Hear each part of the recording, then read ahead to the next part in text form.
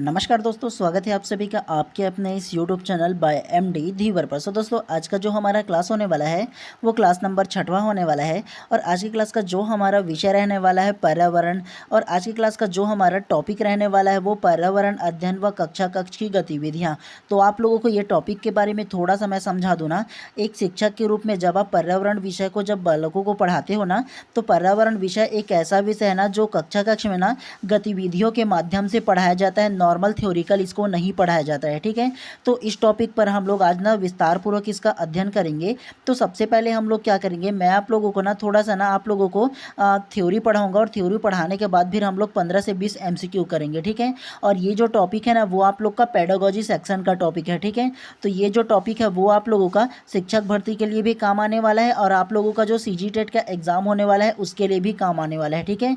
और आप लोग क्या कीजिएगा, मैं जो आप लोगों को नोट करने के लिए कहूँगा ना उन सारी चीज़ों को ना आप लोगों को नोट करते हुए चलना है, ताकि आप लोग एग्ज़ाम से एक हफ्ते पहले ना अपना शॉर्ट नोट्स को रिवीजन कर पाओ। पूरे के पूरे अपना बुक को तो रिवीजन नहीं कर पाओगे या पूरे के पूरे वीडियोस को तो नहीं देख पाओगे ना एक दो दिन में, लेकिन पूरे के पूरे आप जो नोट्स बनाओगे शॉर्ट में ना उसके जरूर रिवीजन कर लोगे और रिवीजन करने से बहुत ज़्यादा फायदा होता है, ठीक है। तो चलिए ज़्यादा देर ना करते हुए क्लास को फटाक से स्टार्ट करते हैं। आज का जो टॉपिक है उसके ध्यानपूर्वक देखो। पर्यावरण अध्ययन व कक्षा कक्ष गतिविधियों के बारे में जानेंगे, ठीक है। तो सबसे फर्स्ट को ध्यानपूर्वक पढ़ो। मनोवैज्ञानिक कर्ट लेविन ने पर्यावरण को विशेष महत्व दिया। तो किन्होंने विशेष महत्व दिया, तो एक जो मनोवैज्ञानिक है कर्ट लेविन ना, तो उन्होंने ना पर्यावरण को विशेष महत्व दिया है, इसे आप लोगों को याद रखना है। दूसरा को ध्यान से पढ़ो। पर्यावरण के क्षेत्र में विभिन्न आयामों की जानकारी देने तथा उन पर विचार विमर्श करके उसे प्रत्येक आयु वर्ग के लोगों तक पहुंचाने की अनेक गतिविधियां की जाती है। नेक्स्ट को ध्यान से पढ़िए।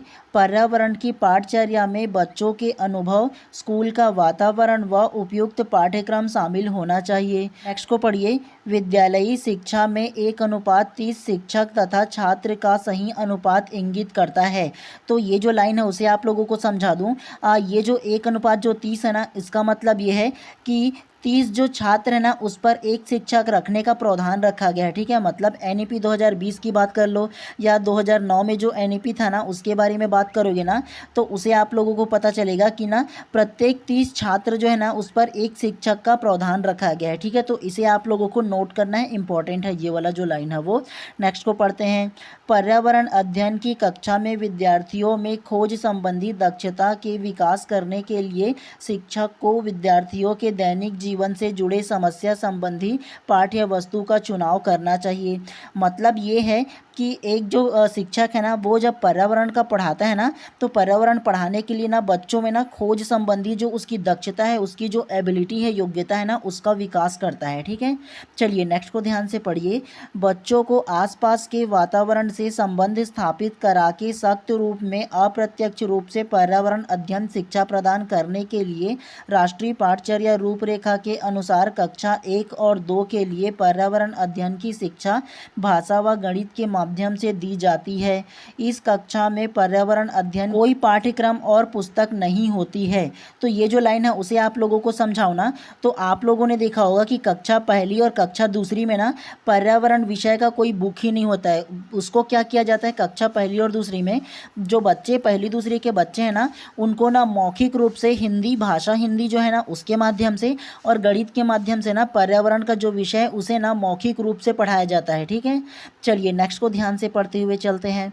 पर्यावरण अध्ययन कराने की विधि। तो पर्यावरण के अध्ययन किस प्रकार से कराते हैं इसको पढ़िए। सबसे फर्स्ट को सहयोगात्मक शिक्षा, दूसरा निर्देशित खोज और तीसरा व्याख्यानों की समझ।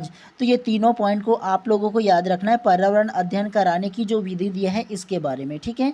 तो ये आप लोगों को नोट करके रखना है अपना जो शॉर्ट नोट्स है उसमें।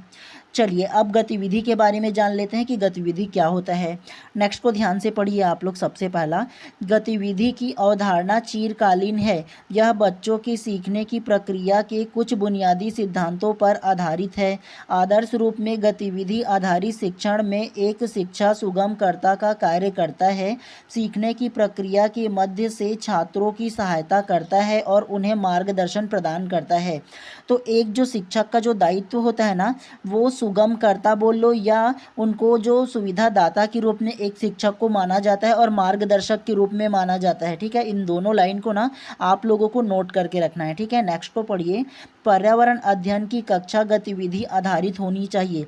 तो आप लोगों को एक बात बता दूं, जो पर्यावरण की जो कक्षा होता है ना, वो हमेशा गतिविधि आधारित होता है। मतलब पर्यावरण को ना खेल खेल के माध्यम से या एक्सप्लेनेशन के माध्यम से, मतलब अगर कहीं मैं अगर जड़ के बारे में पढ़ाऊंगा ना बच्चों को कि पौधे का जड़ किस प्रकार से होता है, उसका पत्ती किस प्रकार से होता है, जब पढ़ाने से पहले उसके जड़ को लेकर के जाऊंगा या पत्ती को लेकर के जाऊंगा ना, तो बच्चों को प्रत्यक्ष रूप से जब दिखाऊंगा ना, तो बच्चे देख करके सीखेंगे और गतिविधि के माध्यम से भी सीखते हैं। ठीक है, तो पर्यावरण का जो अध्ययन होता है वो गतिविधि आधारित होता है, ये आप लोगों को याद रखना है। ठीक है, चलिए उसके बाद गतिविधि की विशेषताएं क्या क्या होती है इसके बारे में जानते हैं।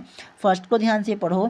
गतिविधियों के माध्यम से सीखना बच्चों के सीखने की रचनावादी तरीका है। नेक्स्ट को पढ़िए। अधिगम गतिविधियां शिक्षार्थी को अधिगम कार्यक्रम में अधिक सक्रिय रूप से भाग लेने के लिए प्रेरित करती है।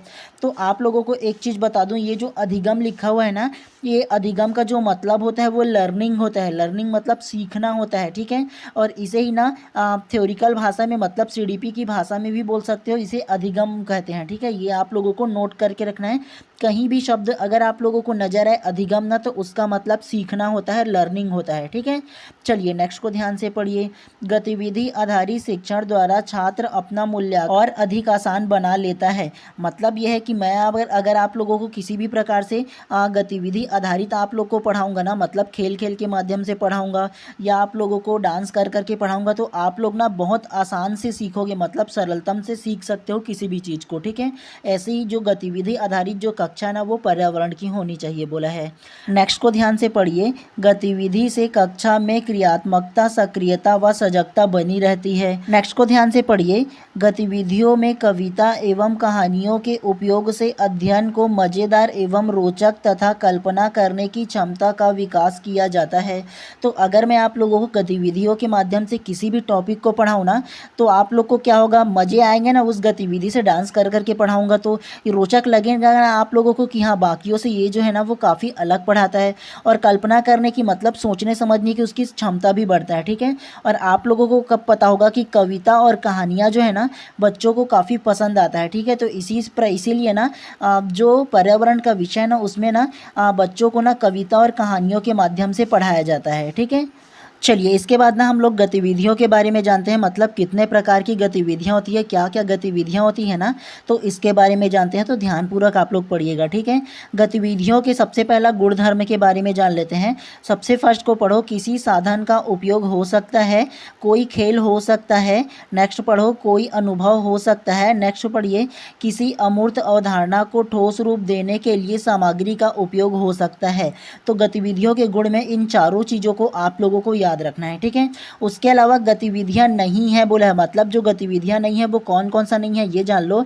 याद करना, रट कर सीखना, बोल कर दोहराना, नकल उतारना और शिक्षक द्वारा प्रदर्शन। तो ये जो तमाम जो चीज़ें हैं ना वो गतिविधियां नहीं है, आप लोगों को ये याद रखना है। ठीक है, प्रश्न पूछा जा सकता है कि निम्नलिखित में से कौन सा है जो इसमें गतिविधियां नहीं है बोल करके, है ना। तो ऐसे भी प्रश्न आप लोगों से पूछे जा सकते हैं। ठीक है, तो इन सारी चीज़ों को आप लोगों को याद रखना है। उसके अलावा उद्देश्य क्या है गतिविधियां के ना, ये जान लेते हैं। सबसे पहले संघर्ष की शुरुआत कराना, किसी अवधारणा या प्रक्रिया का अभ्यास करना। नेक्स्ट को पढ़िए। स्कीमा के विस्तार के अवसर प्रदान करना, किसी अवधारणा का मूर्त रूप प्रस्तुतिकरण करना। तो इसका उद्देश्य क्या है, किसी अवधारणा का मूर्त रूप प्रस्तुति करना। मतलब अगर आप लोगों को इन तमाम चीज़ों के बारे में सरल तरीके से समझाओ ना, तो एक गतिविधि का जो उद्देश्य होता है वो संघर्ष की शुरुआत करना, मतलब बच्चों को ना अच्छे से पढ़ाने के लिए, समझाने के लिए उसका शुरुआत करना। ठीक है, और उसके अलावा ना किसी प्रकार की जो अवधारणा है उसको मूर्त रूप प्रदान करना ना, ये जो गतिविधि है उसका उद्देश्य होता है। ठीक है, चलिए उसके अलावा नेक्स्ट को फिर से पढ़ते हैं। कौन कर सकता है, मतलब ये जो गतिविधि है वो कौन कौन कर सकता है। सबसे फर्स्ट अकेली बच्ची कर सकता है। दूसरा पढ़ो बच्चों का एक या ज़्यादा समूह। तीसरा शिक्षक की पूरी कक्षा।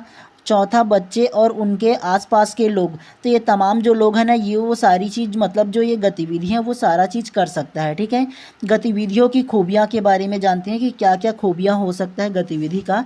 तो सबसे पहले रोचक, दूसरा सार्थक, तीसरा चुनौती व संघर्ष और चौथा सोचने की गुंजाइश। तो ये तमाम प्रकार की गतिविधियाँ की खूबियाँ होता है। ठीक है, आप लोगों को ना इसका जो PDF है वो मैं अपने टेलीग्राम चैनल पर प्रोवाइड कर दूंगा, बाय MD धीवर करके सर्च कर लेना और वहाँ से आप लोग ना इसका नोट्स भी बना लेना, ठीक है। तो ज़्यादा अच्छा आप लोगों के लिए रहने वाला है, ठीक है, क्योंकि अगर ऐसे नोट्स वगैरह बनाओगे ना तो कभी आप लोग नहीं भूलोगे और ऐसे ही प्रश्न पूछा जाएगा, खासतौर से पर्यावरण में। और एक बात आप लोगों को बता दूं, आप लोगों को ना रटना बिल्कुल भी नहीं है। मैं अपने प्रत्येक वीडियोस में, प्रत्येक क्लास में आप लोगों को बताता हूं कि आप लोगों को रटना बिल्कुल भी नहीं है, जितना हो सके समझने का प्रयास करना है, ठीक है। चलिए, अब गतिविधियों में ना प्रयोग करके बताया गया है, तो क्या प्रयोग होता है इसके बारे में जान लेते हैं। कौन ज़्यादा घुला, तो किसमें कौन ज़्यादा घुला ये जानते हैं। सबसे पहला शिक्षक के अनुसार जानो, शक्कर और नमक दोनों ही पानी में घुल जाते हैं। ये तो सही है, शक्कर और नमक दोनों ही घुल जाते हैं पानी में। अनुमान से बताओ कि दोनों में से ज़्यादा कौन घुलता है। मतलब ये है कि अगर मैं एक शक्कर ले लूँ और पानी ले लूँ और दोनों को पानी में घोलूँ ना, तो कौन सबसे पहले घुलेगा ये पूछा गया है, ठीक है। गतिविधियाँ करके दिया गया है। फर्स्ट में क्या बोला है पढ़ो। सबसे पहले नमक और शक्कर की 5-5 पुड़िया बना लो। दूसरा, हर एक पुड़िया में शक्कर और नमक बराबर मात्रा में लेने के लिए छोटे चम्मच का उपयोग हो। तीसरा, 2 एक जैसी कटोरियाँ लेकर उनमें बराबर मात्रा में पानी ले। चौथा, अब एक कटोरी में शक्कर और दूसरे में नमक की पुड़िया डालकर घोलें। तो सेम अगर ऐसा प्रयोग आप लोग करोगे, ऐसा गतिविधियां करोगे ना, तो शक्कर और नमक में कौन ज़्यादा घुलेगा ये पूछा गया है बच्चों से, ठीक है। तो आप लोग बताओ कौन घुल सकता है इसमें सबसे ज़्यादा। चलिए नेक्स्ट को पढ़ते हैं। शिक्षक द्वारा विद्यार्थियों से किए गए प्रश्न, तो मतलब ये जो प्रयोग किया है ना गतिविधि, तो उन पर ना बच्चों से प्रश्न पूछा है। तो क्या प्रश्न पूछा है, सबसे फर्स्ट को पढ़ो।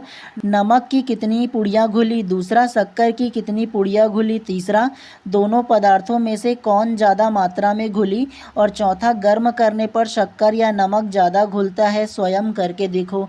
तो आप लोग करोगे तो क्या आएगा आप लोग का रिजल्ट, आप तो ऐसे ही बता सकते हो ना, है ना। ये सारा चीज़ ना बच्चों की प्रैक्टिकल के लिए था, ठीक है। चलिए इसके बाद ना क्षेत्र भ्रमण के बारे में जानते हैं कि क्षेत्र भ्रमण क्या होता है। आप लोगों को पता होगा, लेकिन बच्चों के जो लेवल है उसके लेवल से आप लोगों को समझना है, ठीक है। अपना जो ज़्यादा जो इंटेलिजेंसी है ना, ज़्यादा लगाने की आवश्यकता नहीं है आप लोगों को, ठीक है। क्योंकि जो प्रश्न पूछा जाएगा ना वो बच्चों के लेवल से पूछा जाएगा और हम अपना इंटेलिजेंसी के चक्कर में ना कभी कभी गलत कर देते हैं, ठीक है। तो बच्चों के लेवल से आप लोगों को समझना है, ठीक है। तो चलिए सबसे पहला ध्यान से फर्स्ट ये जो लाइन है उसको पढ़ो। किसी उद्देश्य को लेकर विशेष स्थान की यात्रा क्षेत्र भ्रमण कहलाती है। इस विधि को शैक्षिक पर्यटन या शैक्षिक भ्रमण के नाम से भी जाना जाता है, क्योंकि यह शिक्षण अधिगम विधि है। भ्रमण विधि के द्वारा बालकों के विद्यालय से बाहर पर्यटन पर ले जाया जाता है तथा बालक वह विभिन्न चीज़ों का अवलोकन खुद से करके सीखता है। पर्यावरण अध्ययन की अधिकतर गतिविधि को कक्षा के बाहर आयोजित करने की आवश्यकता होती है। नेक्स्ट को पढ़ो। पर्यावरण अध्ययन में चिड़ियाघर भ्रमण का मुख्य उद्देश्य विद्यार्थियों को सक्रिय अधिगम अनुभव उपलब्ध कराना।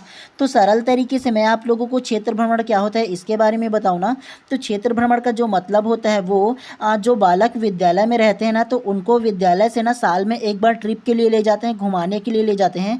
मान के चलो कोई ऐतिहासिक स्थल पर ले गए या कोई ऐसे हेरिटेज जो जगह है ना वहाँ पर ले गए, या चिड़ियाघर ही ले गए किसी जू में, वहाँ ले जाकर के बच्चों को ना जानवरों के बारे में बताते हैं और उसको प्रत्यक्ष रूप से दिखाते हैं ना, तो वो क्षेत्र भ्रमण कहलाता है। और बच्चे जब चिड़ियाघर में प्रत्यक्ष रूप से खुद देखते हैं ना, तो वो अधिक अनुभव करके सीख सकता है कि हाँ एक्चुअल में जो शेर है ऐसा दिखता है, जो हिरन है वो ऐसा दिखता है, और जो बाकी जो जानवर है वो ऐसे ऐसे रहते हैं, बोल करके वो प्रत्यक्ष रूप से जान पाते हैं, समझ पाते हैं, ठीक है।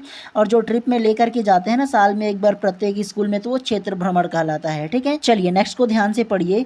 चिड़ियाघर के अवलोकन के लिए बच्चों को निम्न गतिविधियां करा सकते हैं। तो क्या क्या गतिविधियां करा सकते हैं, सबसे फर्स्ट को ध्यान से पढ़ो। चिड़ियाघर के प्राणियों द्वारा ग्रहण किए भोजन की जानकारी प्राप्त करना। दूसरा, चिड़ियाघर के प्राणियों का फोटोग्राफ इकट्ठा करना। तीसरा, चिड़ियाघर के प्राणियों का चित्र बनाना। तो ये तमाम चीज़ें ना जो बच्चे हैं वो कर सकते हैं गतिविधियों के माध्यम से, ठीक है। तो इन सारी चीज़ों को ना आप लोगों को रटना नहीं है, समझते हुए चलना है, ठीक है। केवल आप लोगों को समझना है, अपना ज़्यादा इंटेलिजेंसी नहीं लगाना है, ठीक है।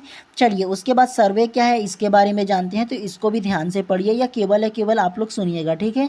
कुछ ऐसे सवाल जिनके जवाब पाठ्य पुस्तक के माध्यम से नहीं मिलती है, जैसे एक गांव में कुल कितने परिवार हैं या कितने लोग रहते हैं तथा उनके व्यवसाय क्या क्या है। नेक्स्ट को पढ़िए। ऐसे सवाल के जवाब जानने के लिए सर्वे एक उत्तम विधि है जिसके माध्यम से हम संबंधित क्षेत्र में जाकर आंकड़े एकत्र करते हैं तथा उनका विश्लेषण करके रिपोर्ट तैयार करते हैं।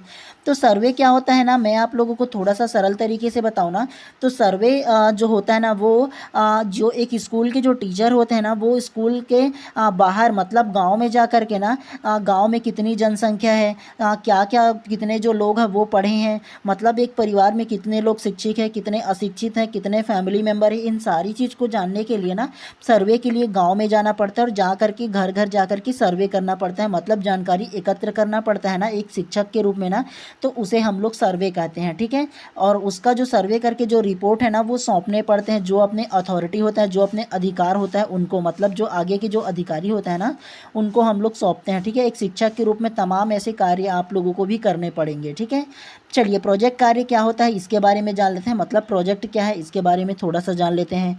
तो ध्यान से इसको भी पढ़िए। प्राथमिक स्तर पर प्रोजेक्ट कार्य का उद्देश्य है कि पाठ्य पुस्तकों में दिए गए पाठों को सैद्धांतिक के साथ साथ प्रायोगिक बनाकर शिक्षण कराना, ताकि बच्चे उसे अपने दैनिक जीवन से जोड़ते हुए अपने ज्ञान को बढ़ा सके। इसे ही प्रायोगिक शिक्षण विधि कहते हैं। प्राथमिक स्तर पर पर्यावरण अध्ययन से संबंधित निम्न प्रकार के प्रोजेक्ट दिए जा सकते हैं। तो एक छोटे बच्चे को क्या क्या प्रोजेक्ट दिए जा सकते हैं, सबसे फर्स्ट को ध्यान से पढ़ो। अपने परिवार के आय एवं व्यय का लेखा जोखा तैयार करना। दूसरा, खेती की पैदावार में हुए लाभ हानि का लेखा जोखा। तीसरा, गाँव का नक्शा बनाना तथा गाँव की आबादी जानना। तो प्रोजेक्ट क्या है इसे भी आप लोगों को थोड़ा सा ना सरल तरीके से समझा दूँ।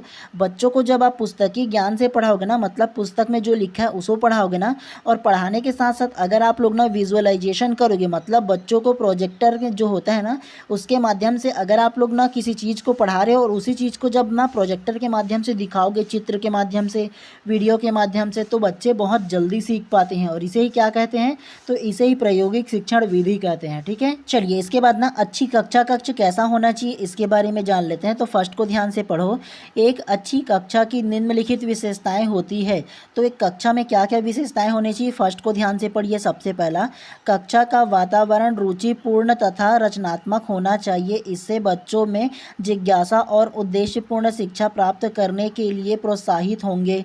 दूसरा को पढ़िए। एक अच्छी कक्षा में कक्षा कक्ष संबंधी सभी सुविधाएं उपलब्ध होनी चाहिए, जैसे श्यामपट्ट, चौक, डस्टर, पुस्तक इत्यादि। श्यामपट्ट का मतलब होता है ब्लैक बोर्ड। ठीक है, हिंदी में श्यामपट्ट कहा जाता है, याद रखिएगा।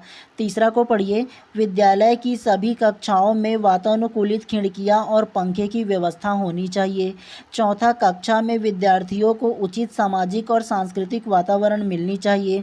पांचवा, कक्षा का वातावरण सहयोगात्मक होनी चाहिए। ठीक है, तो एक अच्छा कक्षा कक्ष के लिए ना इन तमाम जो चीज़ें हैं ना उनका होना बहुत ही आवश्यक है। इन तमाम चीज़ों को आप लोगों को याद रखना है। ठीक है, आप लोगों से प्रश्न पूछा जा सकता है कि एक अच्छा कक्षा कक्ष के लिए क्या विशेषताएं होनी चाहिए करके प्रश्न पूछा जा सकता है। 2-3 प्रश्न आपको निगेटिव में दे दे और एक पॉजिटिव में दे दे, या 2-3 आप लोग को पॉजिटिव दे दे और एक निगेटिव में दे दे, इनमें से कौन सा नहीं है, ऐसे भी प्रश्न पूछा जाता है। ठीक है, मतलब एलिमिनेशन करने वाला मेथड भी पूछा जाता है। तो इसे भी आप लोगों को याद रखना है, अच्छे से समझते हुए चलना है। ठीक है, चलिए अब हम ना मूल्यांकन के बारे में जानते हैं कि एक्चुअल में मूल्यांकन है क्या। ध्यान से आप लोग पढ़िए। जब कोई शिक्षण अधिगम क्रियाकलाप करते हैं तो हमारे मन में उसे करने की कुछ उद्देश्य अवश्य होते हैं। शिक्षक प्रक्रिया पूरा होने के बाद यह जानना आवश्यक है कि बच्चे क्या क्या सीखे। तो देखो, हम लोग जब किसी एक शिक्षक के रूप में जब बालक को पढ़ाते हैं कक्षा में ना, तो पढ़ाने के बाद में हम लोग मूल्यांकन करते हैं कि कितने बच्चों ने सीखा और कितने बच्चों ने नहीं सीखा है ना। तो ये जब हम लोग को फीडबैक मिलता है ना तो वो मूल्यांकन कहलाता है। ठीक है, तो इसे आप लोगों को याद रखना है। नेक्स्ट को पढ़िए। मूल्यांकन शिक्षण अधिगम प्रक्रिया की गुणवत्ता की जाँच करने में सहायता करती है। पर्यावरण अध्ययन में सतत एवं व्यापक मूल्यांकन का लक्ष्य निम्न अधिगम क्षेत्र में छात्र के विकास निर्धारित करता है। चलिए नेक्स्ट को ध्यानपूर्वक पढ़िए। मूल्यांकन के 4 प्रमुख चरण हैं, तो मूल्यांकन के कौन कौन से चरण हैं ध्यान से पढ़िए। सबसे फर्स्ट जानकारी या आंकड़ा एकत्र करना, दूसरा सूचनाओं का अभिलेखन, तीसरा छात्रों का प्रोफाइल तैयार करना, चौथा सुधार के लिए योजना बनाना। तो मूल्यांकन के प्रमुख ये जो 4 चरण है ना, उसे आप लोगों को नोट करके रखना है, ठीक है। आप लोगों से ऐसे प्रश्न पूछे जा सकते हैं कि निम्न में से मूल्यांकन के प्रमुख चरण कौन से नहीं है या कौन से हैं, ऐसे भी प्रश्न पूछे जाते हैं, ठीक है। तो आप लोगों को इसे याद रखना है। चलिए इसके बाद जानते हैं कि पोर्टफोलियो क्या होता है। पोर्टफोलियो छात्रों के कार्यों का एक संग्रह है जिसका उपयोग अधिगम के आकलन की जानकारी को एकत्र करने के लिए किया जाता है, ठीक है। तो पोर्टफोलियो क्या होता है, छात्र के जो कार्य है ना उसका एक संग्रह होता है कि बच्चों ने क्या कार्य किया क्या नहीं किया, उसका संग्रह होता है। और कौन कौन से बच्चे हैं ये कार्य किया और ये नहीं किया ना, तो उसका एक प्रोफाइल बनाते हैं ना हम लोग, तो उसे पोर्टफोलियो कहते हैं। इसे आप लोगों को याद रखना है, ठीक है। चलिए इसके बाद में रचनात्मक आकलन के बारे में जानते हैं। रचनात्मक आकलन से तात्पर्य आकलन के मध्य में पृष्ठपोषण देना है। पर्यावरण में रचनात्मक आकलन का उपयोग क्रियाकलाप और अवलोकनों को दर्ज करना। तो रचनात्मक आकलन क्या होता है, क्रियात्मक आकलन होता है, ठीक है। क्या होता है, तो क्रियात्मक आकलन होता है जिसमें ना क्रियाकलापों और अवलोकन को दर्ज किया जाता है, ठीक है। तो इसे भी आप लोगों को याद रखना है। आप लोगों को ना केवल इतना ही थ्योरी पढ़ना था, और इस थ्योरी के बेस पे ना मैं आप लोगों को ना लगभग 15 से 20 क्वेश्चन पूछूंगा, और इसके बाद नेक्स्ट क्लास लूँगा ना उसमें भी आप लोगों को ना 15 से 20 अलग से पूछूंगा, ठीक है। क्योंकि ये वैसे ही बड़ा टॉपिक है ना, तो इसीलिए ना हम लोग ना ज़्यादा से ज़्यादा क्वेश्चन करने की कोशिश करेंगे, और जितना ज़्यादा आप लोग प्रैक्टिस करोगे ना उतना ज़्यादा आप लोगों के लिए फ़ायदेमंद रहने वाला है, ठीक है।